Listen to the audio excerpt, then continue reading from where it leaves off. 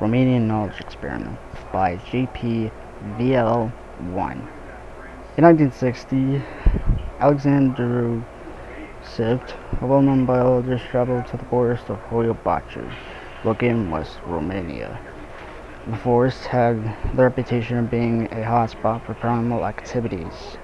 The main reason for Sift's motivation. He wrote many notes about his experiences there, but many were found burnt upon his death in 1993. The notes that survived detailed his experiments on the forest with test subjects. In every one of his notes, he ended by saying, "Knowledge is harmful, ignorance is bliss." 10 years later, the Romanian government developed interest in the few notes that survived, so they sought to recreate his experiments. 3 men volunteered for it.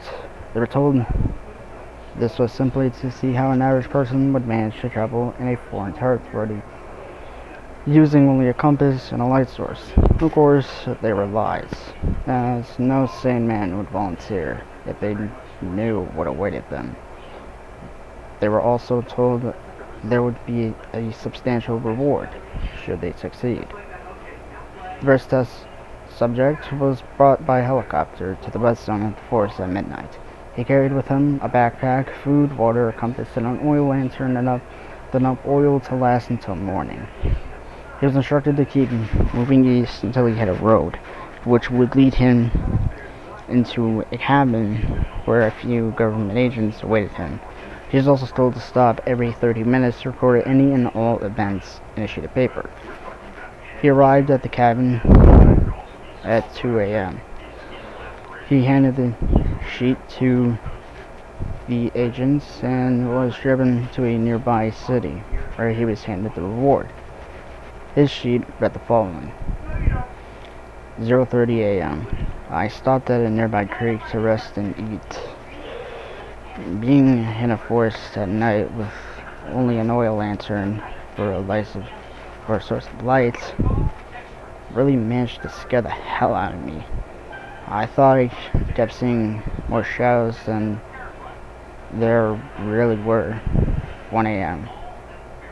I stopped at a little clearing to change the oil. I swear there must be something out there following me. I can almost be sure there was a shadow that wasn't from a tree. Maybe an animal? 1:30 a.m.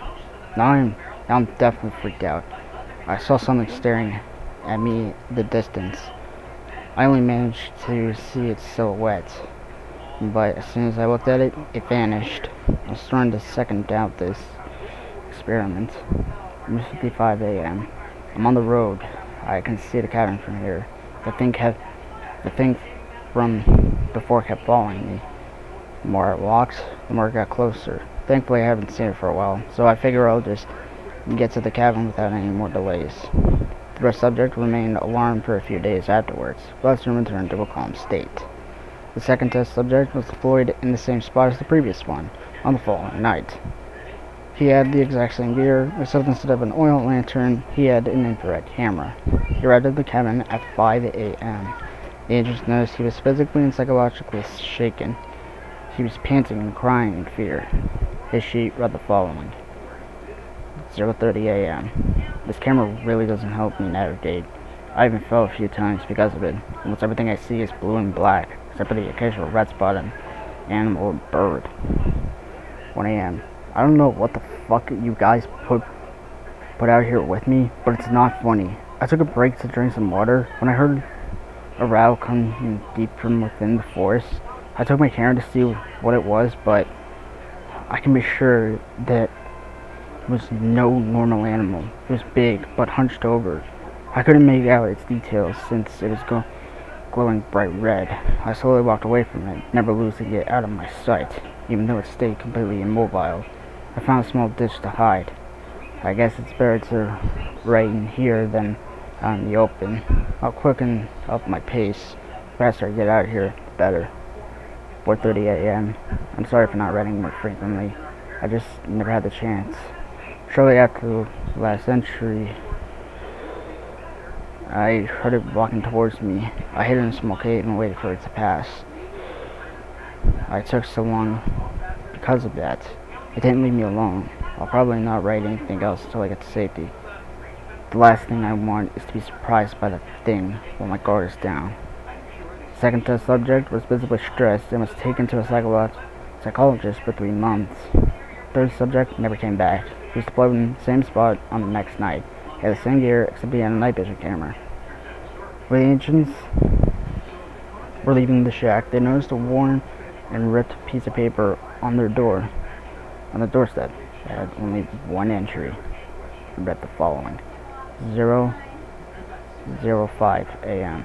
If you find this, please tell my family I love them. These may be my last words. After I couldn't see the helicopter anymore, I turned on the camera to check my surroundings. I can see it 20 meters in front of me. It doesn't move as I write this. It doesn't even blink. It has no eyelids. It's higher than any human or bear I have ever encountered. It's hunched over like a gorilla, supporting its weight on the extremities of its limbs. I can't even call those things hands. It has fish-like eyes, no pupils, pure engulfing darkness. Oh God, it's tearing on the trees as it moves. After the conclusion of the experiment, the Romanian government placed an electrified fence and guard towers surrounding the entire Hoia Baciu forest. They made sure not to let anyone in or out.